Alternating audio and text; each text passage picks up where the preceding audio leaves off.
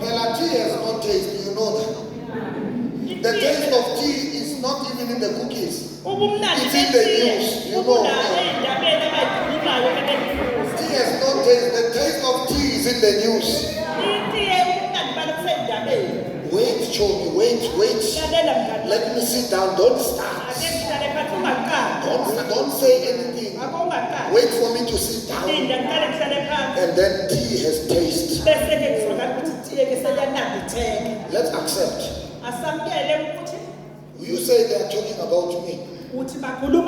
They didn't know your issues. They heard them from you.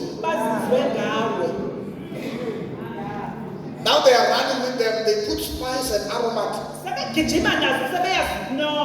are no longer saying Mkiza has a problem.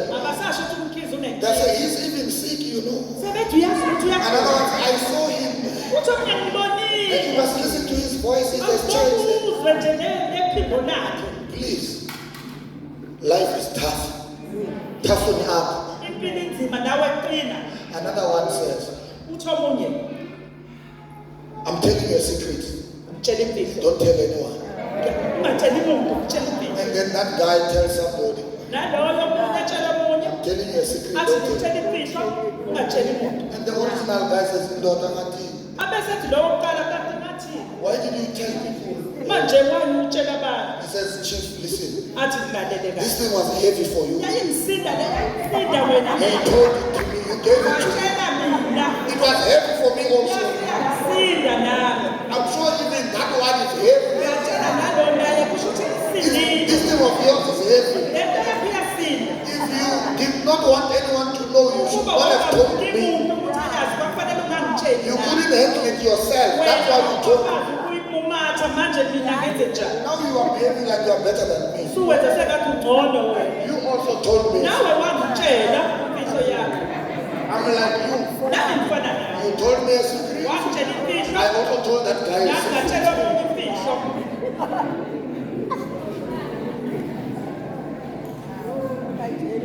It's close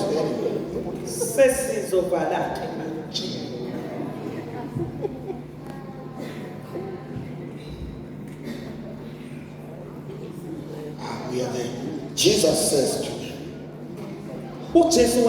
after they say,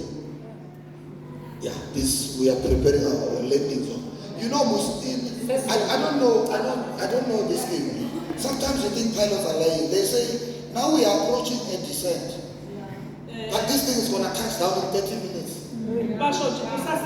But they tell you, now we are approaching. So we are starting our descent. With us, we are left with 10-15 minutes, all right? To touchdown. Jesus observing their hearts. Like many of us in 2025. Master, we caught nothing. Hallelujah. Simply says to them.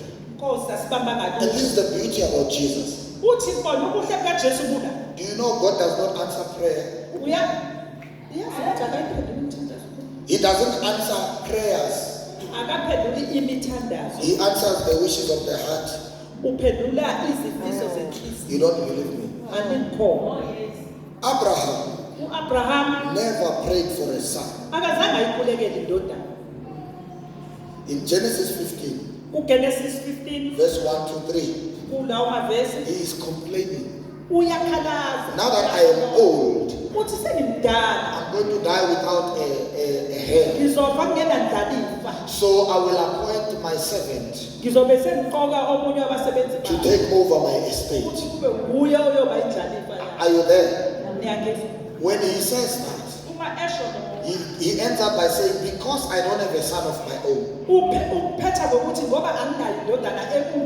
And then God says, you will have a son. I want you to follow the process. He did not ask for a son. He complained about not having one. God had the complaint as a prayer. And he answered the prayer.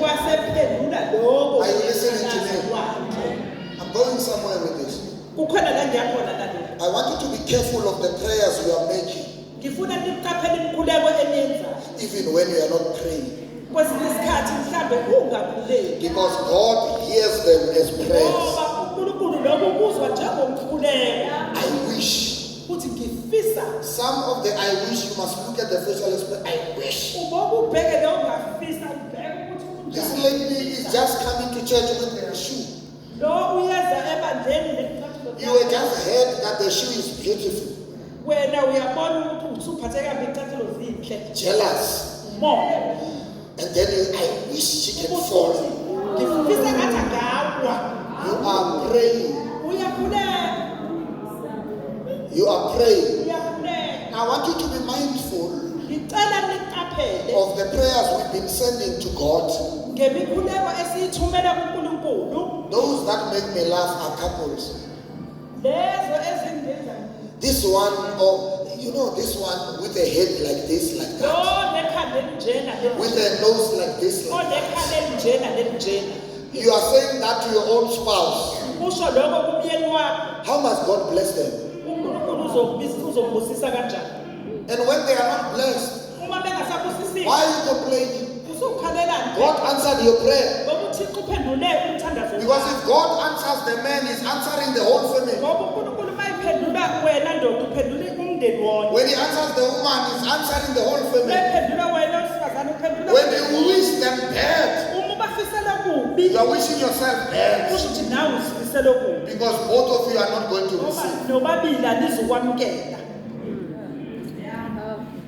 Be careful of the prayers you are making. Then Jesus says, after reading the prayer, I hope we are together now. Hallelujah. We want to close. So Jesus reads their prayer, and this is the prayer. Lord, even if I have received something, it still amounts to nothing. Yes, I'm in a marriage, but there is no love. There is no support. Yes, I have children, but they don't listen to me. Yes, I am alive, but I am sick. Yes, I am working, but I can't meet my expenses. I have received, but what I have received is not enough. And therefore, I have got nothing. Are you there? Then Jesus says, launch. Then he says, launch into the deep. Hallelujah. Launch into the deep. Launch into the deep. We all know this. I'll be quick at it. The best time of catching fish is at night. Are we together, friends? The best time of catching fish is at night. This is midday. Jesus says, launch out into the deep. Then they say, Master, we have toiled all night, but caught nothing serious. Instead, our nets are dead for nothing. There are people who are listening to me right now. When you look at your life, when you look at your family, got nothing. All you see is death in your net. And Jesus says to you, let's try again.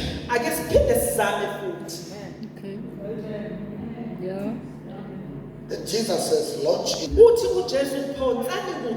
James, I understand you were here. I know you took long. You are experienced fishermen, you did this thing. But now that I'm here, let's do this together. And I'll call the theme of this sermon, let's go fishing with Jesus. Hallelujah.